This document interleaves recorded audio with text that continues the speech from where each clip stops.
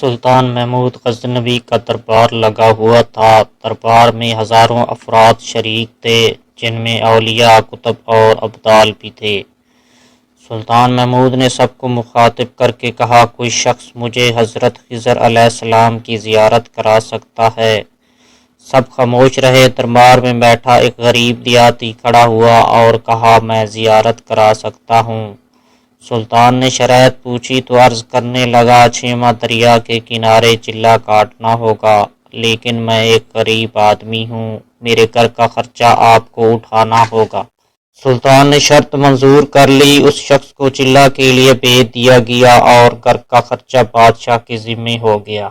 چھیما گزرنے کے بعد سلطان نے اس شخص کو دربار میں حاضر کیا اور پوچھا تو دیہاتی کہنے لگا، حضور کچھ وظائف الٹے ہو گئے ہیں، لہذا چھیما مزید لگیں گے۔ مزید چھیما گزرنے کے بعد سلطان محمود کے دربار میں اس شخص کو دوبارہ پیش کیا گیا تو بادشاہ نے پوچھا، میرے کام کا کیا ہوا؟ یہ بات سن کے دیہاتی کہنے لگا، بادشاہ سلامت، کہاں میں گنہگار اور کہاں حضرت خضر علیہ السلام۔ میں نے آپ سے جھوٹ بولا، میرے گھر کا خرچہ پورا نہیں ہو رہا تھا، بچے بھوک سے مر رہے تھے، اس لیے ایسا کرنے پر مجبور ہوا۔ سلطان محمود غزنوی نے اپنے ایک وزیر کو کھڑا کیا اور پوچھا، اس شخص کی سزا کیا ہے؟ وزیر نے کہا، سر اس شخص نے بادشاہ کے ساتھ جھوٹ بولا ہے، لہذا اس کا گلا کاٹ دیا جائے۔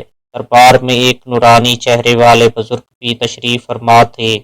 کہنے لگے، بادشاہ سلامت، اس وزیر نے بالکل ٹھیک کہا۔ بادشاہ نے دوسرے وزیر سے پوچھا، آپ بتاؤ۔ اس نے کہا، اس شخص نے بادشاہ کے ساتھ فراڈ کیا ہے، اس کا گلا نہ کاٹا جائے بلکہ اسے کتوں کے آگے ڈالا جائے تاکہ یہ ذلیل ہو کے مرے، اسے مرنے میں کچھ وقت تو لگے۔ دربار میں بیٹھے اسی نورانی چہرے والے بزرگ نے کہا، بادشاہ سلامت، یہ وزیر بالکل ٹھیک کہہ رہا ہے۔ سلطان محمود غزنوی نے اپنے پیارے غلام ایاز سے پوچھا، تم کیا کہتے ہو؟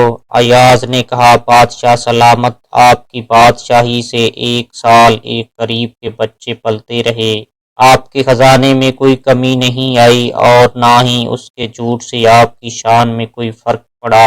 اگر میری بات مانے تو اسے معاف کر دیں، اگر اسے قتل کر دیا تو اس کے بچے بھوک سے مر جائیں گے۔ ایاز کی یہ بات سن کر محفل میں بیٹھا وہی نورانی چہرے والا بابا کہنے لگا، ایاز بالکل ٹھیک کہہ رہا ہے۔ سلطان محمود غزنوی نے اس بابا جی کو بلایا اور پوچھا، آپ نے ہر وزیر کے فیصلے کو درست کہا، اس کی وجہ مجھے سمجھائی جائے۔ بابا جی کہنے لگے، بادشاہ سلامت، پہلے نمبر پر جس وزیر نے کہا اس کا گلا کاٹا جائے وہ قوم کا قصائی ہے، اور قصائی کا کام ہے گلے کاٹنا۔ اس نے اپنا خاندانی رنگ دکھایا، غلطی اس کی نہیں آپ کی ہے کہ آپ نے ایک قصائی کو وزیر بنا لیا۔ دوسرا جس نے کہا اسے کتوں کے آگے ڈالا جائے، اس وزیر کا والد بادشاہوں کے کتے نہلایا کرتا تھا، کتوں سے شکار کھیلتا تھا، اس کا کام ہی کتوں کا شکار ہے، تو اس نے اپنے خاندان کا تعارف کرایا۔ آپ کی غلطی یہ ہے کہ ایسے شخص کو وزارت دی، جہاں ایسے لوگ وزیر ہوں وہاں لوگوں نے بھوک سے ہی مرنا ہے۔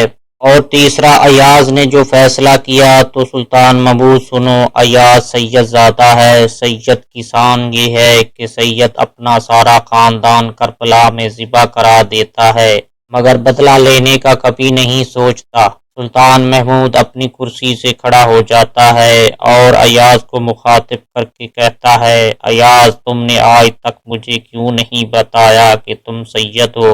ایاز کہتا ہے، آج تک کسی کو اس بات کا علم نہ تھا کہ ایاز سید ہے، لیکن آج بابا جی نے میرا راز کھولا، آج میں بھی ایک راز کھول دیتا ہوں۔ اے بادشاہ سلامت، یہ بابا کوئی عام ہستی نہیں، یہی حضرت خضر علیہ السلام ہیں۔